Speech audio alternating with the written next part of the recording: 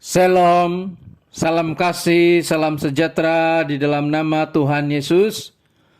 Kita bersyukur untuk sekali lagi kesempatan belajar firman Tuhan.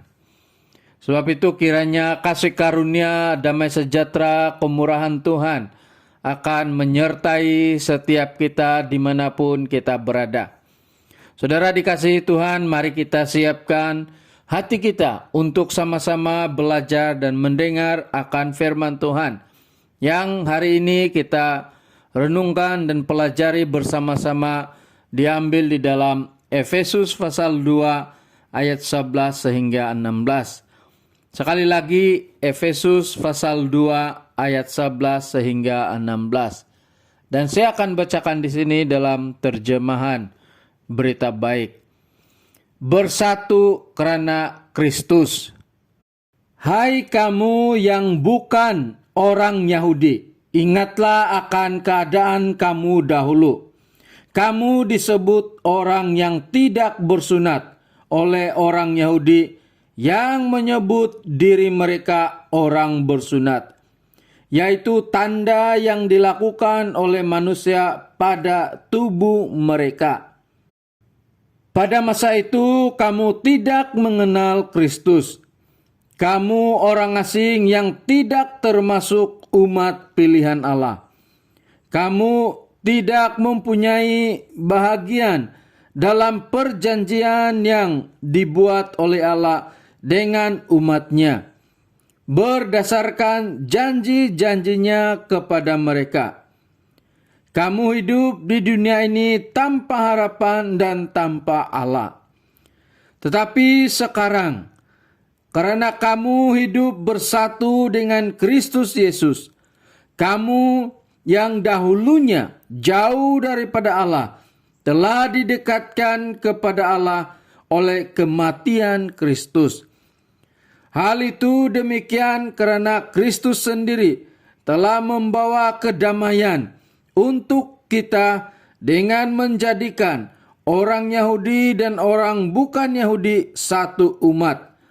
Dengan kematiannya di kayu salib, Kristus telah merobohkan tembok permusuhan yang memisahkan mereka. Kristus memasukkan semua perintah dan peraturan dalam Taurat, supaya daripada dua kaum itu Dia boleh menjadikan mereka satu umat yang baru, yang hidup bersatu dengan Dia. Dengan cara itu Kristus mendatangkan kedamaian. Dengan kematiannya di kayu salib, Kristus telah melenyapkan permusuhan mereka. Dengan salib itu Dia mempersatukan dua kaum itu dan memimpin mereka kembali kepada Allah. Demikian pembacaan firman Tuhan. Saudara yang dikasihi oleh Tuhan Yesus, minggu ini merupakan minggu ketiga untuk kita bersama-sama belajar mengenai tema kedamaian. Dan secara khusus pada minggu ini kita belajar satu subtema, yaitu bangsa-bangsa diperdamaikan dalam Kristus. Saudara yang dikasihi oleh Tuhan, kita selalu menyanyikan lagu pujian ketika kita beribadah kepada Tuhan dengan tajuk dalam Yesus kita bersaudara. Memang benar saudara yang dikasihi oleh Tuhan, bahwa dalam Tuhan Yesus kita bersaudara. Tanpa mengira latar belakang, tanpa mengira bangsa, tanpa mengira warna kulit, di dalam Yesus kita bersaudara. Bukan hanya pada waktu kita menyanyikan lagu pujian ini, tetapi memang darah Tuhan Yesus Kristus memperdamaikan kita semua. Sehingga kita bukan lagi musuh, tetapi menjadi saudara di dalam Yesus Kristus. Kita diperdamaikan di dalam Yesus Kristus. Sama seperti firman Tuhan yang sudah kita baca, menyatakan bahwa bangsa-bangsa di dalam Yesus Kristus sudah diperdamaikan. Saudara yang dikasihi oleh Tuhan, kita tahu bahwa bangsa Israel sangat membenci bangsa lain. Bahkan bukan hanya bangsa Yahudi yang membenci bangsa lain, tetapi bangsa lain juga membenci orang Yahudi. Dengan kata yang lain, manusia ada sikap saling membenci satu dengan yang lain. Bagi orang Yahudi, mereka membenci bangsa lain karena mereka dijajah pada waktu itu. Dan kita tahu bahwa bangsa Israel pada waktu itu berada di dalam kekuasaan Romawi. Orang Yahudi juga membenci bangsa bukan Yahudi karena menganggap bangsa lain merupakan orang yang berdosa. Bangsa Yahudi juga membenci bangsa lain karena bagi mereka bangsa lain berbudi rendah. Matius 11 ayat 19. Dan ada banyak lagi alasan kenapa orang Israel membenci bangsa lain. Karena kebencian itu, maka orang Israel tidak mau bergaul dengan bangsa lain karena takut menjadi najis.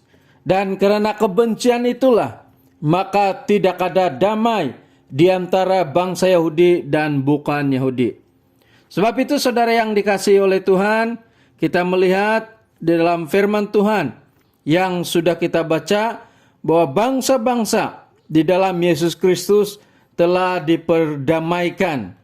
Dan seperti subtema kita pada minggu ini, bangsa-bangsa diperdamaikan di dalam Kristus Yesus. Sebab itu melalui subtema ini kita belajar, yaitu yang pertama, bangsa-bangsa diperdamaikan dalam Kristus sehingga menjadi satu umat. Firman Tuhan yang sudah kita baca ayat 14e bahkan juga dalam ayat 15 menyatakan bahwa Tuhan Yesus Kristus membawa kedamaian untuk semua bangsa, untuk semua orang, dengan menjadikan orang Yahudi dan bukan Yahudi menjadi satu umat.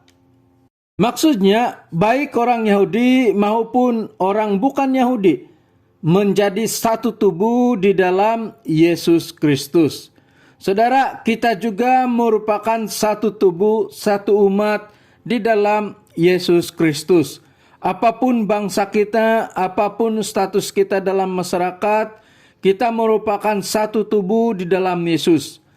Sebagai satu tubuh di dalam Yesus, sebagai satu umat di dalam Yesus, maka kita jangan lagi saling menyakiti, saling membenci, dan saling menjatuhkan.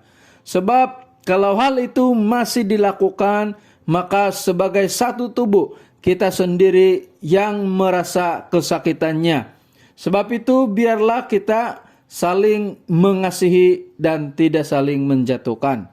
Dan yang kedua, kita belajar bangsa-bangsa diperdamaikan dalam Kristus sehingga tembok pemisah atau tembok permusuhan dimusnahkan. Ayat 14b dan juga ayat 16 dikatakan bahwa melalui karya Yesus di atas kayu salib, melalui kematian Yesus di atas kayu salib, telah merobohkan tembok permusuhan yang memisahkan bangsa Yahudi dan bukan Yahudi. Orang Israel tidak lagi saling memusuhi bangsa lain. Orang Israel yang percaya kepada Tuhan Yesus tidak lagi membenci orang bukan Yahudi, meskipun status orang itu mungkin sebagai hamba. Orang Israel yang percaya kepada Yesus tidak lagi menganggap bangsa lain sebagai orang yang hina, orang yang berdosa, dan tidak lagi memandang rendah bangsa yang lain.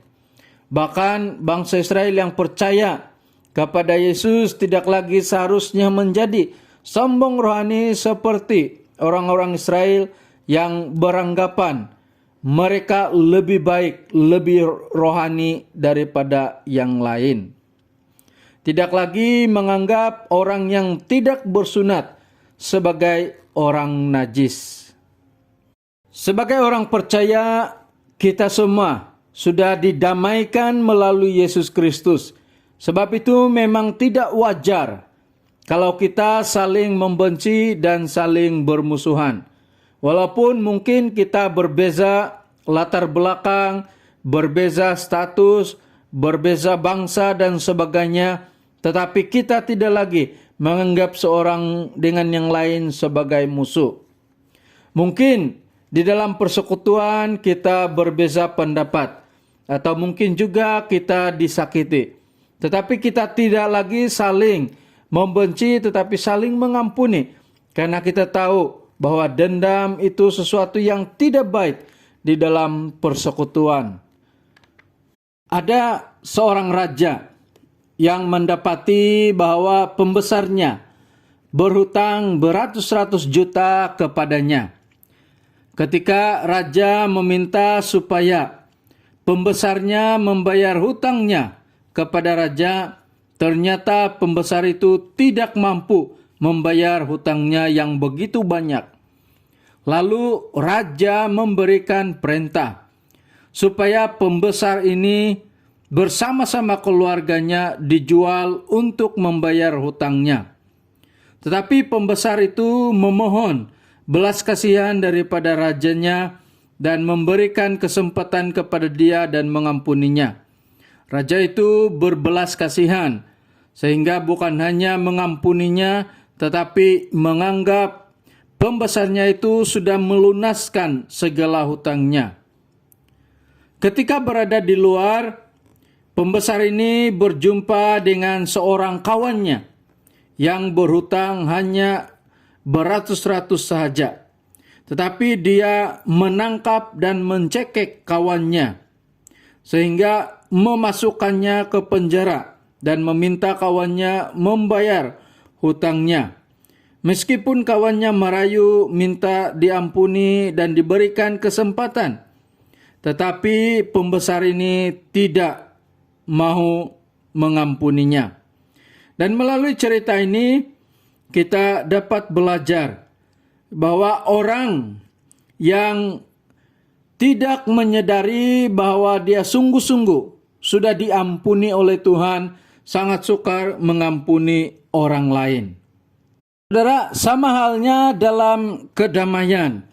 Kita yang tidak sungguh-sungguh merasakan damai yang Yesus berikan, kita tidak akan dapat memberikan damai yang baik kepada orang lain. Tetapi ketika kita sungguh-sungguh boleh merasakan bahwa kita sudah memiliki damai di dalam Yesus Kristus, maka kita dapat memberikan damai kepada orang lain sehingga kita tidak lagi saling membenci satu dengan yang lain.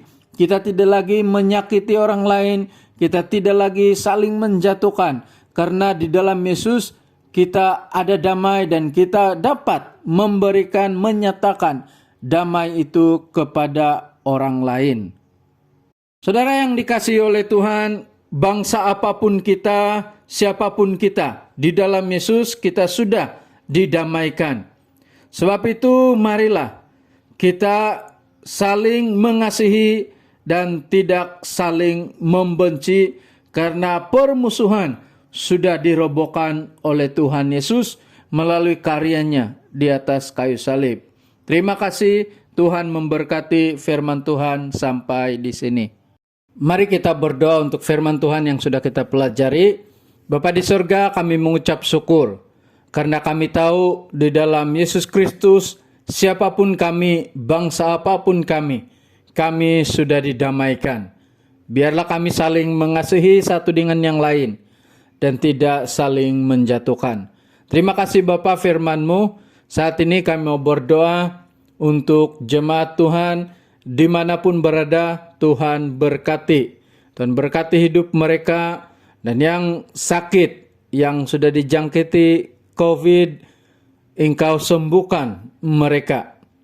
Bapa di sorga, kami juga berdoa supaya Tuhan memberkati pelayanan kami, memberkati gereja kami, memberkati para pemimpin di dalam gereja kami. Siapapun mereka yang sudah Tuhan panggil, kami percaya Tuhan berikan kekuatan untuk terus dapat melayani Tuhan.